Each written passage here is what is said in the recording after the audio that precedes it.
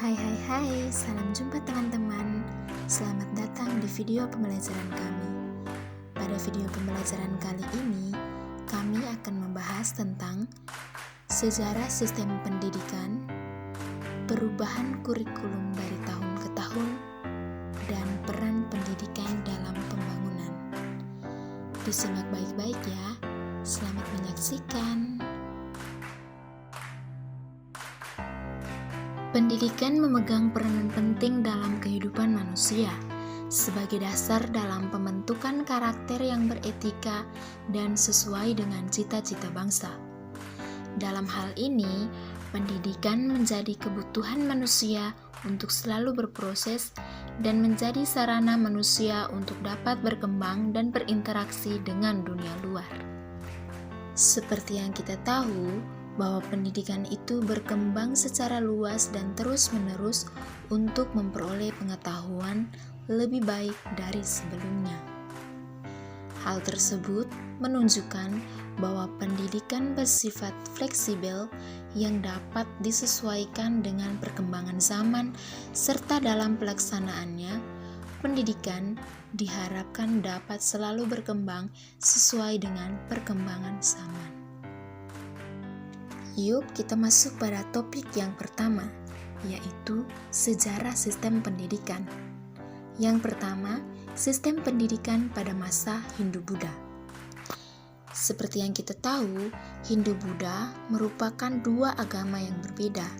Namun dalam praktiknya di Indonesia, kedua agama tersebut mempunyai keyakinan yang sama, yaitu dengan menganggap bahwa sumber yang maha tinggi yaitu persatuan antara figur Siwa dan Buddha. Pada masa Hindu-Buddha ini, pada sekolah formal, para muridnya adalah orang yang berasal dari kasta kesatria, yaitu anak-anak raja dan bangsawan. Sedangkan para pendidiknya adalah kasta Brahmana yang merupakan orang yang terpelajar dan paham agama. Yang kedua adalah sistem pendidikan pada masa Islam. Pendidikan Islam di Indonesia telah memasuki usia yang hampir sama dengan kemerdekaan Indonesia.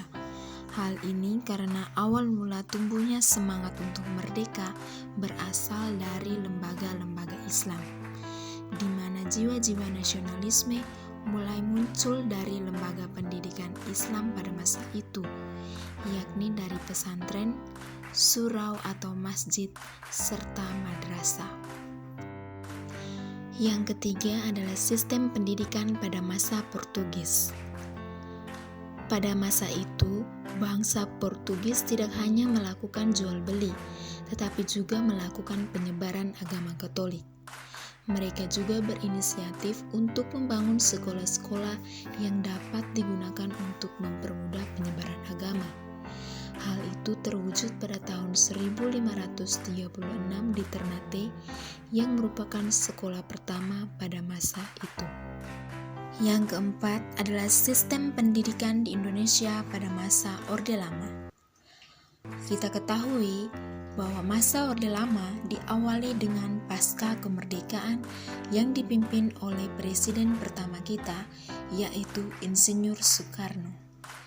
Berbeda dengan zaman kolonial, pada masa ini pendidikan dianjurkan untuk seluruh lapisan masyarakat tanpa memandang kasta sebagai anak bangsawan atau sebagainya, di mana semua orang berhak mendapatkan pendidikan dan pengajaran yang sama antara satu dengan lainnya.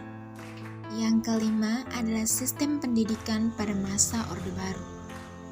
Masa Orde Baru dipimpin oleh Presiden kedua Republik Indonesia Soeharto yang berlangsung selama 20 tahun. Pada masa itu, pendidikan ditujukan untuk kepentingan pemerintah guna untuk pembangunan nasional, di mana mereka ingin melahirkan banyak tenaga terdidik tanpa memikirkan kualitas dari tenaga terdidik tersebut. Akibatnya, mereka jadi takut untuk membuat sesuatu yang baru di luar paham yang telah ditanamkan. Mereka tidak bisa bebas berpendapat dan bereksplorasi, serta tumbuh di bawah sistem pemerintahan yang otoriter. Yang keenam adalah sistem pendidikan pada masa reformasi. Setelah Presiden Soeharto meletakkan jabatannya pada tahun 1998, dimulailah masa reformasi atau masa perubahan. Perubahan yang paling signifikan adalah adanya otonomi daerah, termasuk otonomi pendidikan. Nah, pada masa ini, pendidikan diberikan ruang seluas-luasnya untuk dapat berkembang dengan bebas. Bahkan, aturan-aturan pada masa Orde Baru ditinjau kembali, dan apabila aturan yang menghambat kebebasan siswa akan dicabut. Selain itu, untuk memperbaiki sistem pendidikan Indonesia, diterapkan kebijakan pendidikan lain yang juga untuk menjamin pelaksanaan pendidikan nasional. Perubahan kurikulum dari masa ke masa. Yang pertama, kurikulum pendidikan masa Orde Lama dari tahun 1945 sampai 1965. Kurikulum pada masa Orde Lama dibagi menjadi 3 kurikulum, yaitu yang pertama kurikulum 1947 yang memiliki 3 sifat, yaitu sifat kurikulum mata pelajaran yang terpisah, yang kedua menggunakan bahasa Indonesia sebagai bahasa pengantar di sekolah, yang ketiga dalam jenjang pendidikan memiliki jumlah mata pelajaran yang berbeda, sekolah rakyat 16 bidang studi, SMP 17 bidang studi, dan SMA jurusan B 19 bidang studi. Yang kedua, kurikulum 1952. Kurikulum ini menerapkan kurikulum yang berorientasi pada masyarakat sehingga setelah menyelesaikan pendidikan mereka langsung dapat bekerja. Kelemahan kurikulum 1952 yaitu kurikulum ini baru mengarah pada sistem pendidikan nasional, belum mampu untuk menjangkau keseluruhan wilayah Indonesia. Yang ketiga, kurikulum 1964. Sama halnya dengan kurikulum sebelumnya, kurikulum ini juga berpusat pada pengembangan pancawardhana yang mencakup daya cipta, rasa, kasra, karya, dan moral. Mata pelajaran pun sudah diklasifikasikan dalam 5 kelompok bidang studi, yaitu mata pelajaran moral, kecerdasan, emosional, kepribadian, dan keterampilan jasmani. Yang kedua, kurikulum pendidikan masa Orde Baru. Kurikulum pada masa Orde Baru dibagi menjadi 4 kurikulum, yaitu yang pertama, kurikulum 1968. Secara praktis, kurikulum ini menekankan pembentukan peserta didik hanya dari segi intelektualnya saja. Yang kedua, kurikulum 1975. Berikut prinsip-prinsip kurikulum 1975 sebagai pengganti kurikulum 1968. 1. Berorientasi pada tujuan, di mana tujuan pendidikan meliputi tujuan pendidikan nasional, tujuan institusional, tujuan kurikuler, tujuan efisiensi dan efektivitas dalam hal daya dan waktu. Yang keempat, menerapkan pada prosedur pengembangan sistem instruksional. Yang kelima, menerapkan stimulus respon dan latihan. Yang ketiga, kurikulum 1984.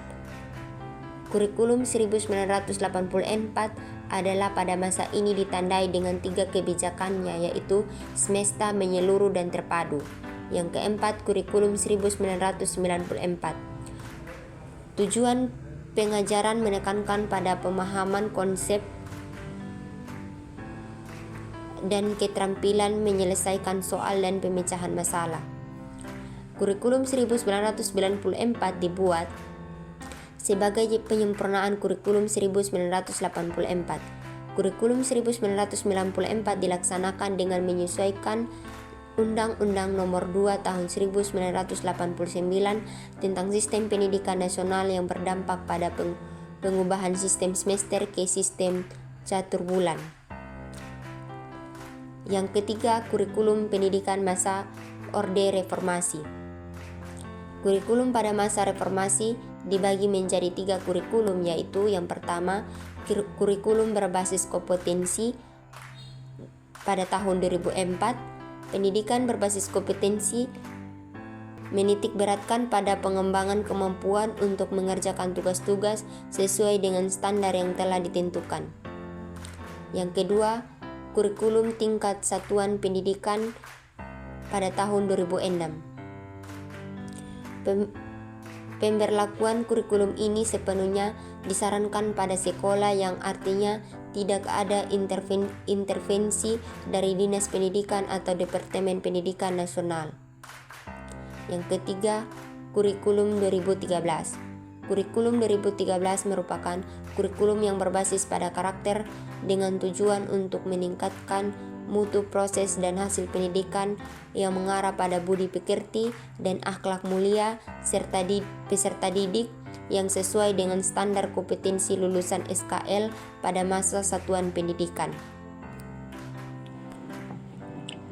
Pendidikan memiliki peran penting dalam pembangunan, di antaranya membangun SDM yang unggul, karena melalui pendidikan yang baik dapat melahirkan sumber daya manusia atau SDM yang unggul. Yang kedua, meningkatkan pembangunan ekonomi. Melalui pendidikan dapat menciptakan pola pikir yang inovatif dan menggunakan teknologi sebagai landasan pembelajaran. Yang ketiga, mencapai tujuan pembangunan berkelanjutan atau SDG. Pendidikan dapat memberdayakan individu dengan pengetahuan dan keterampilan untuk menciptakan dunia yang lebih adil, inovatif, dan sehat. Yang ketiga, mengurangi ketimpangan sosial dan ekonomi. Pendidikan dapat memberikan akses yang adil dan merata terhadap keterampilan dan pengetahuan yang dibutuhkan untuk meningkatkan taraf hidup. Yang keempat, mengembangkan nilai dan etika. Nilai-nilai dan etika membentuk dasar moral dan norma yang mengarah pada perilaku individu, kelompok, dan masyarakat. Yang kelima, membentuk pribadi sosial. Pendidikan dapat memberikan pengetahuan umum, keterampilan dasar, dan membentuk pribadi sosial seseorang. Yang keenam, mencerdaskan kehidupan bangsa. Pendidikan dapat meningkatkan kualitas manusia di Indonesia dalam mewujudkan masyarakat yang maju. Demikian video pembelajaran kami kali ini. Semoga apa yang diberikan dapat dipahami oleh teman-teman dengan baik ya. Dan sampai jumpa di video-video pembelajaran selanjutnya.